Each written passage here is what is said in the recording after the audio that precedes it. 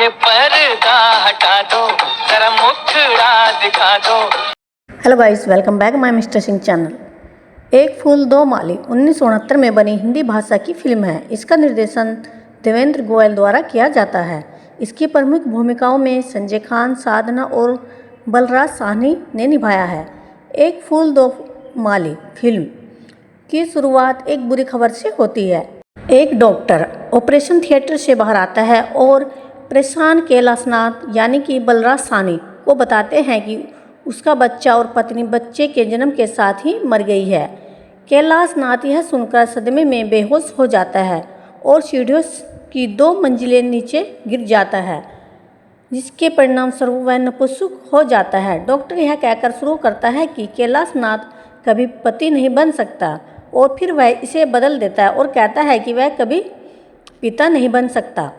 साल बीत जाते हैं। कैलाशनाथ हिमालय में पवनगिरी नामक एक गांव में चला जाता है। यहाँ उन्होंने एक पर्वतारोहणी संस्थान स्थापित किया है और उसके पास सेब के विशाल बगीचे लगाए हैं।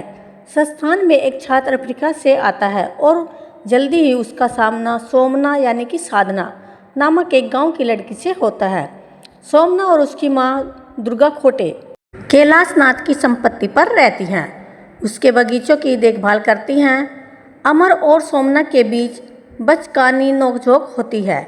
इसी बीच सोमना को एक स्थानीय ठग और तस्कर शमशेर सिंह परेशान करता है।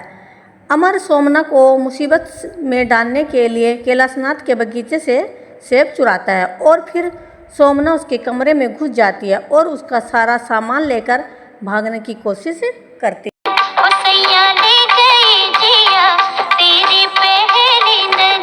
इस तरह वे दोनों एक दूसरे से प्यार करने लगते हैं और दोनों अपने प्यार को कबूल कर लेते हैं। इधर कैलाशनाथ इस बात पर पछता रहा होता है कि वह कभी पिता नहीं बन सकता। वह अपने डॉक्टर से बात करता है। उसका दोस्त जो डॉक्टर है एक बच्चा गोद लेने का सुझाव देता है। कैलाशनाथ मना कर देता है। कैलाशनाथ कहता है अब पहले जैसा नहीं रहा। मामले को और भी बदतर बनाने के लिए 2 भिखारी, एक बूढ़ा आदमी और एक लड़की आते हैं जो एक रुग्ण गीत गाते हैं,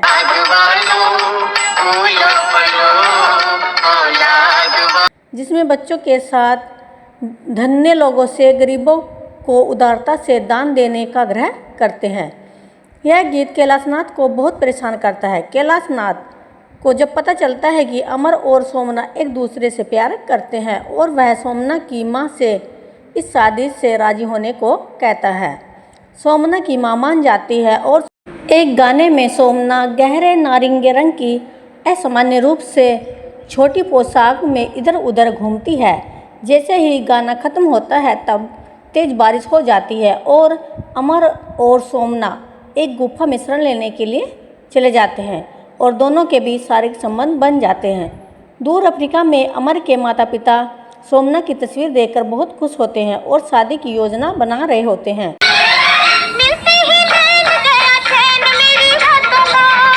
और अमन किसी अनाम चोटी पर पर्वतारोहणी अभियान का नेतृत्व कर रहा है। वह सोमना को प्यार से विदा देता है और वादा करता है कि आने पर वह उससे शादी कर लेगा। तब तक उसके माता पिता भी आ चुके होंगे। अमर के कुछ समय बाहर होने के कारण शमशेर सिंह सोमना का अपहरण कर लेता है और उसके साथ बलात्कार करने की कोशिश करता है, लेकिन कैलाशनाथ द्वारा उसे नाकाम कर दिया जाता है। जो समय रहते वहां पहुंच जाता है। शमशेर सिंह पर मुकदमा चलाया जाता है और 6 महीने की सज़ा सुनाई जाती है। जब शमशेर सिंह को पुलिस द्वारा घेर लिया जाता है तो वह कैलाशनाथ की ओर भौं चढ़ाने के लिए रुकता है और बदला लेने के लिए संकेत देता है। स्पष्ट रूप से धमकी भरा बयान देता है।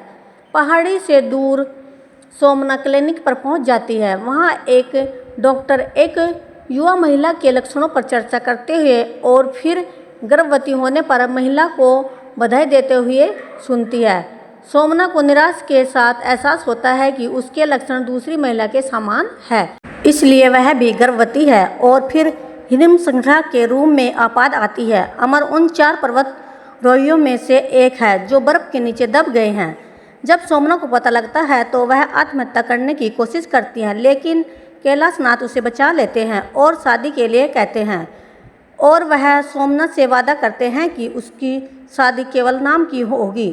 वह उसे और उसके बच्चे को नाम से सुरक्षा देगा, लेकिन कोई भी शिष्ट अधिकार नहीं मांगेगा। सोमना आखिरकार मान जाती है और शादी कर लेते हैं। कुछ समय बाद सोमना की मां को सोम्या से रिलेटेड एक टेलीग्राम प्राप्त होता है, जिसमें लिखा होता है कि अमर मरा नहीं है, अब वह अस्पताल में है और स्वस्थ है।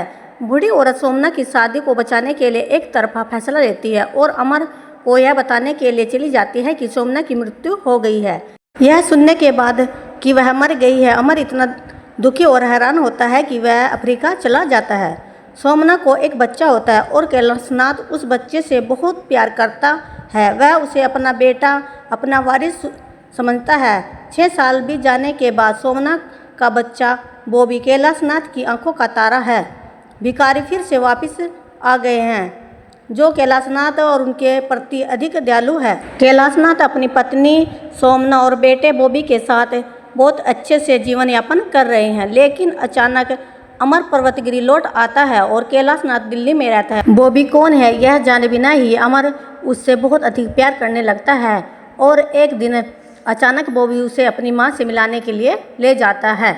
मिलने के बाद सोमना को डर होता है कि कहीं अमर बच्चे को ना ले जाए और एक दिन वह अपने बच्चे को अमर से मिलने से मना कर देते हैं। जब अमर को पता चलता है कि सोमना ने बच्चे को मिलने से मना किया है तो वह उसे बेवफा कहता है, पर जब उसे सच्चाई पता लगती है तो वह हमेशा के लिए अफ्रीका चला जाना चाहता है। बॉबी भी उसके पीछे पीछे आ जाता है। शमशेर सिंह भी इधर जेल से छूट जाता है और उनसे बदला लेने के लिए आ जाता है। इस मुठभेड़ में कैलाश नाथ की मृत्यु हो जाती है। कैलाश नाथ की मृत्यु के बाद जब बॉबी का स्कूल में दाखिला कराया जाता है तो उसे कैलाश के नाम से जाना जाता है। और ऐसी वीडियो को देखने के लिए हमारी वीडियो को लाइक करें, शेयर करें। Thank you very much.